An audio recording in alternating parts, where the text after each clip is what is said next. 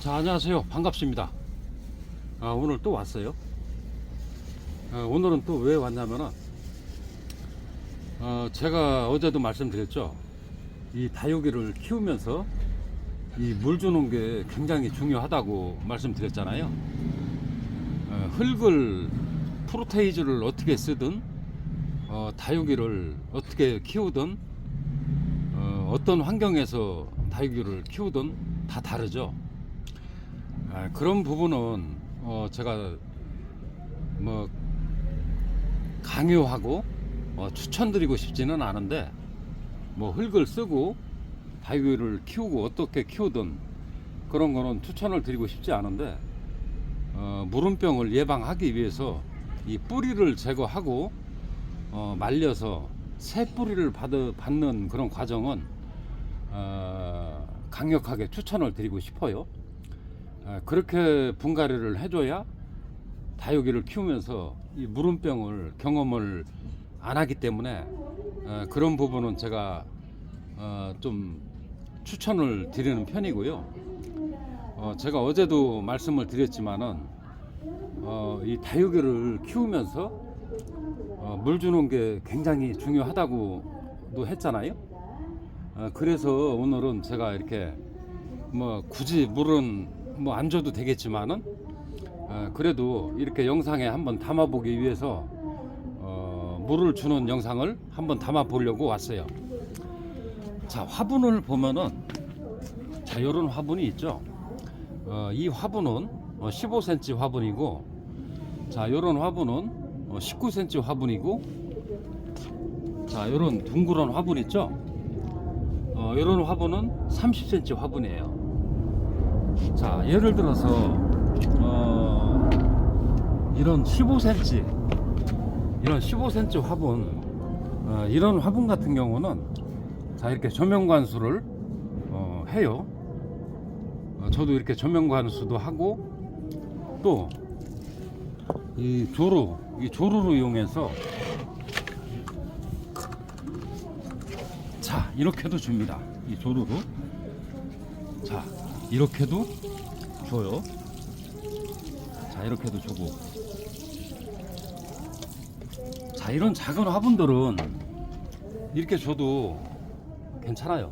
금방 마르고, 물도 잘 빠지고, 이 물 관리를 내 자유자대로 할 수 있는데, 화분이 크면은 클수록 그게 좀 어렵죠. 그럴 때는 저 같은 경우는, 자, 이런 이 19cm 화분이나 30cm 화분도 조명관수를 해주지만은, 조명관수도 뭐 그 뭐 한 달에 한 번꼴은 해주지만은, 또 이렇게 부분적으로 물을 줄 때는, 자, 종이컵 있죠.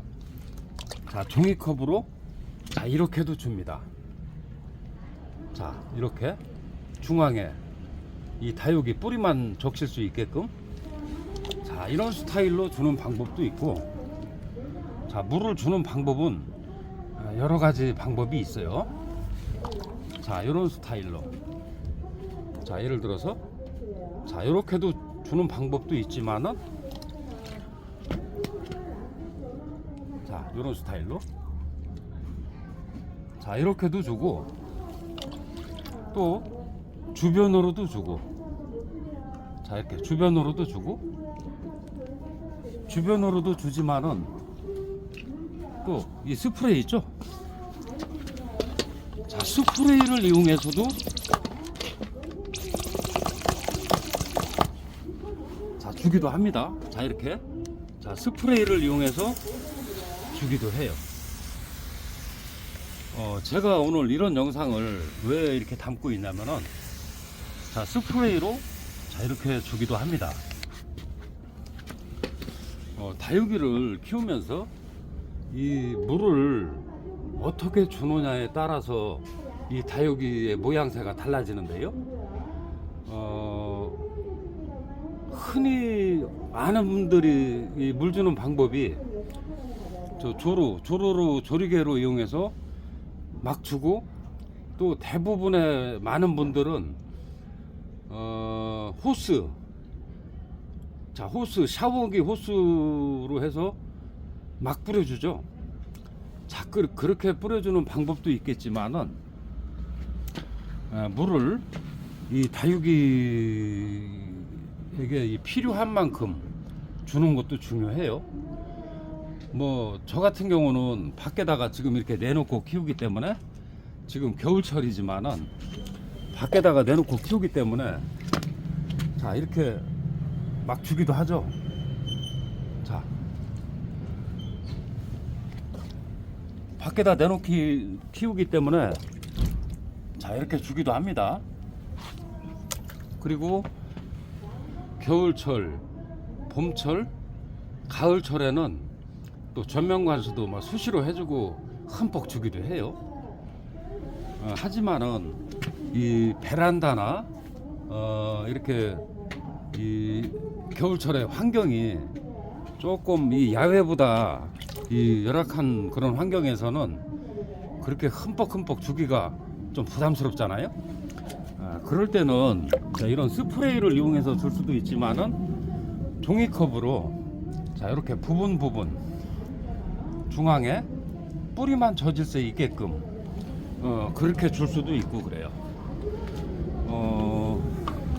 어떻게 생각을 하면은 이 흙에 따라서 이 흙의 비율이, 마사 비율과 상토 비율이 이 상토가 많이 들어가면은 이 물 마름이 느리고 더디고 하다는 그런 말씀들을 많이 하시죠. 또 언뜻 생각했을 때는 마사 80%, 상토 20%보다는 마사 60%, 상토 40%의 흙에 심었을 때 무름병이 오고 더 안 좋다 이런 얘기들을 많이 해요. 그런 생각을 하실 필요가 없는 게, 자, 물을 어떻게 주느냐에 따라서, 예를 들어서 물을 어떻게 주느냐에 따라서 달라집니다. 자, 물을 저만큼만 줬을 때는 다육이가 물을 먹고 화분이 금방 마를 수 있는 그런 이 물 주는 방법이 될 수가 있고요. 저는 이런 스타일로 물을 주고 있어요.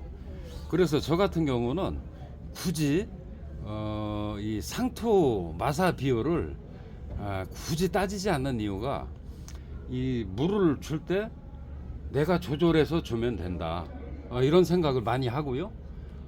그래서 저 같은 경우는 이 흙을 만들면서도 이 상토의 비율, 마사의 비율을 굳이 따지지 않고, 내가 키우고 있는 다육이가 영양가가 풍족하고 좋은 이 영양가가 좀 풍부한 흙에 심어서 될 수 있으면은 다육이를 뚱뚱하고 통통하게 그렇게 이렇게 키우려고 노력을 많이 해요. 그래서 지금 제가 이렇게 키우고자 하는 방향대로 이렇게 커주고 있습니다. 다육이들이 될 수 있으면은 잎새가 짧고 통통하게 이렇게 7렐레 8렐레 하지 않게 그렇게 키우려고 노력을 하는데요. 그래서 제가 이렇게 말씀을 드릴 때 이 물 주는 방법이 중요하다고 이렇게 말씀을 드리는 거예요. 어제도 얘기했지만은 물 주는 연습을 많이 하면 할수록 다육이는 예뻐집니다. 오늘은 이런 얘기를 좀 하려고 왔어요. 저는 이 흙을 만들면서 물이 잘 빠지게, 또 물이 안 빠지면 무름병이 올까봐 이런 걱정을 안 하는데요.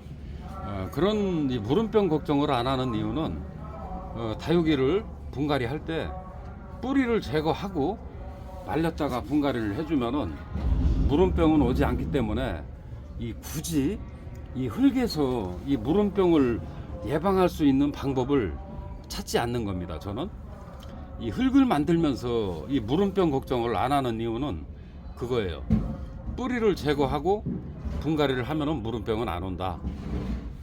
이렇기 때문에 저 같은 경우는 흙도 내 마음대로 상토 성분을 높여서 만들더라도 다육이를 키우면서 무름병도 오지도 않지만은 무름병이 올 가능성, 그런 걱정을 안 하면서 이렇게 다육이를 키우고 있어요. 오늘은 이렇게 간단하게 이 물 주는 이런 방법들을 제가 다육이를 키우면서 이 물을 주는 이런 이 모습을 한번 영상에 담아 봤네요. 자, 여러분들 오늘 또 왔어요. 자, 잠깐 왔다가 가니까 나오지 마셔요. 아셨죠?